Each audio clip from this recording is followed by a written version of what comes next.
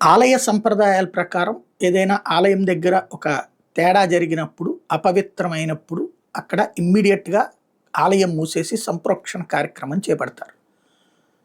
యాక్చువల్‌గా సింహాచలంలో మొన్న తొక్కిసలాట జరిగింది చందనోత్సవం సందర్భంగా. ఆ రోజున 8 మంది ప్రాణాలు కోల్పోయారు. పలువురు గాయపడ్డారు. ఆసుపత్రి పాలయ్యారు. వాస్తవంగా మరణించినప్పుడు అప్పటికప్పుడు అది క్లోజ్ చేయాలి. అయితే గుడి లోపల జరగలేదు. గుడి బయట జరిగింది. కాబట్టి అక్కడ ఆగారు. కానీ ఆ చనిపోయినటువంటి ప్రదేశాల నుంచి ఆ గోడ పక్క నుంచినే గదా రావాల్సింది జనం. అంటే అది తొక్కుకుంటూనే వస్తారు కదా! మామూలుగా గుడి లోపల ఏం జరగలేదు కాబట్టి ఏం చేయక్కర్లేదు.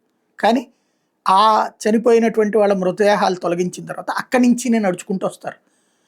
కాబట్టి వైదికులు సూచించిన మేరకు సంప్రోక్షణ కార్యక్రమం చేపట్టారు. ఆలయాన్ని సంప్రోక్షణతో పాటుగా శాంతి హోమం నిర్వహించాలని నిర్ణయించారు వైదికులు. ఆ కార్యక్రమం ఇవాళ జరుగుతోంది.